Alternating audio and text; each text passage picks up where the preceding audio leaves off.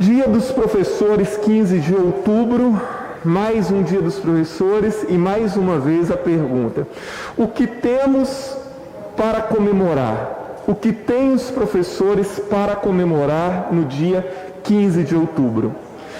Já não tinha nos anos anteriores, nesse tanto pior se a gente for falar dos professores da rede estadual principalmente, que ontem foram obrigados a voltar para as salas de aula, temerosos, com medo, no meio de uma situação extremamente complicada, mas não tiveram solução, tiveram que ser obrigados a voltar. Eu comecei a dar aula em 1985, eu estava comentando ali com os procuradores, eu comecei a dar aula em 1985, isso há 35 anos atrás, na minha querida terra natal, Santa Maria de Itibá, na minha querida escola Graça Aranha, escola que eu estudei e depois fui professor. E eu comecei a trabalhar como contratado da rede estadual. Nesta época não existia a famigerada designação temporária, que é um tipo de contrato que jamais deveria ter sido criado no Brasil, principalmente para a área de educação. Porque a designação temporária ela não dá direito a nada, é uma precarização da relação trabalhista gigantesca. Para você que me ouve em casa, a designação temporária, quer dizer, o professor ele é contratado para começar a dar aula lá em fevereiro e março, o contrato dele termina em fevereiro. Aí só Deus sabe se ele vai conseguir ser contratado no ano seguinte. Não tem direito a nada, não tem direito a fundo de garantia, não tem direito a absolutamente nada. E pode ser dispensado a qualquer momento. Basta que o governo queira mandá-lo embora e manda, e pronto. E sem direito nenhum, porque não tem absolutamente nada. Então, eu fiquei pensando ontem e estava analisando que de 35 anos para cá, nós podemos dizer que houve uma piora quando se fala da questão de relação trabalhista. Porque naquela época eu era contratado do Estado com carteira assinada. Eu tinha 10º, um terço de férias, como qualquer outro. Quando fui desligado do Estado, recebi meu fundo de garantia, tudo que eu tinha direito. Depois se criou a designação temporária e hoje, no Estado do Espírito Santo, pasmem, 60% dos profissionais da área de educação da rede estadual, contando professores, pedagogos e coordenadores, são por designação temporária. Só isso já bastaria para dizer que os professores têm pouco ou nada para comemorar.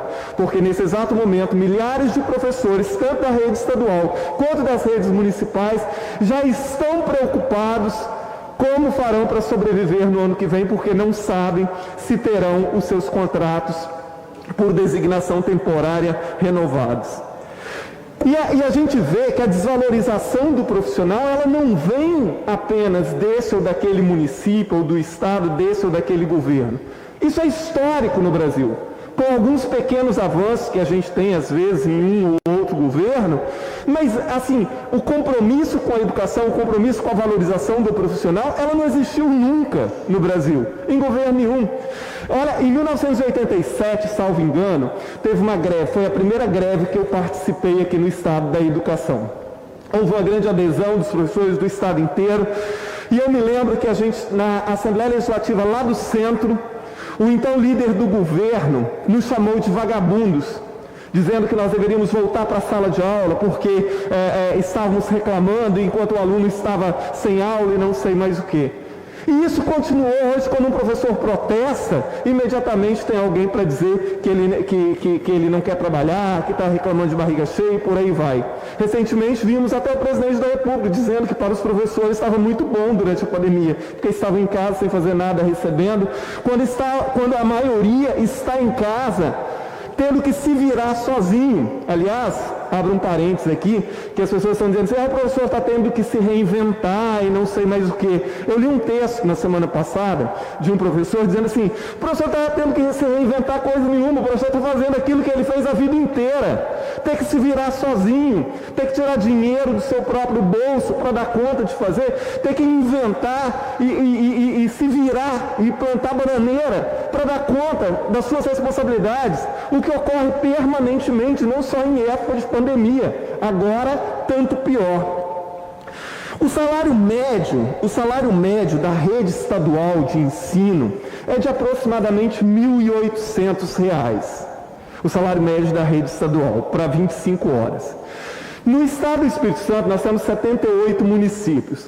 Dos 78 municípios, 31 os professores têm salário menor que R$ 1.500 por mês.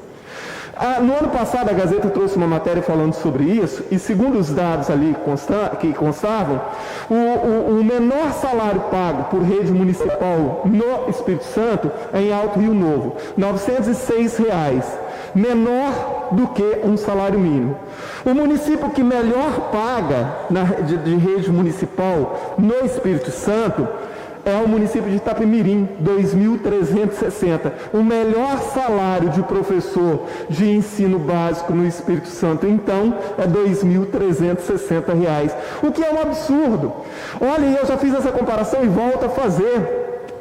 O ticket de alimentação de um juiz, de um procurador do Ministério Público, de um conselheiro de Tribunal de Contas, é R$ 2.240. Eu me pergunto, como é que se espera uma evolução de verdade, um desenvolvimento verdadeiro da educação do Estado, com professores ganhando um salário menor do que o ticket de um procurador, de um conselheiro do Tribunal de Contas? Isso é um absurdo. Em alguns municípios, os professores recebem menos da metade do ticket de um juiz do Estado. Isso é de um absurdo gigantesco. Então hoje, se a gente for pensar assim, hoje o que nós temos para comemorar? Nada praticamente. Os professores estão cada vez mais tristes, mais desanimados. Ninguém vai para a educação enganado. Mas as pessoas continuam acreditando. E amanhã, dia 15, veremos. Eu estou ávido já para ver a cara de pau de vários gestores que tratam professores a pão e água, parabenizar, dizer que o professor é muito importante, que o professor é uma profissão maravilhosa, que os professores são fundamentais na vida de todo mundo, que os professores são isso, são aquilo. Mas o resto do ano pagam mal os professores, não dão condição de trabalho. Uma vez conversando com uma professora lá em Barra de São Francisco, em Ircoporanga, não me lembro agora, ela me disse assim: Majewski, se o problema fosse só o salário, que já é muito ruim, mas aí eu chegasse na escola, tivesse uma sala de aula bem equipada, climatizada, tivesse materiais disponíveis, tivesse todas as condições boas de trabalho, a gente teria um ânimo muito maior. Mas para além do meu salário, tem as condições de trabalho que são péssimas. Então, professores, na verdade, não têm o que comemorar. E eu fico imaginando, assim, quando é que nós de verdade vamos cumprir aquilo que o próprio Plano Nacional e os planos estaduais e municipais dizem? Porque o Plano Nacional previa, na meta 17, que estados e municípios trabalhassem no sentido de aumentar a média salarial dos seus professores, até que essa média fosse a média de outros profissionais com igual formação. E isso deveria ser cumprido até 2022, nem é até o final do plano em 2024.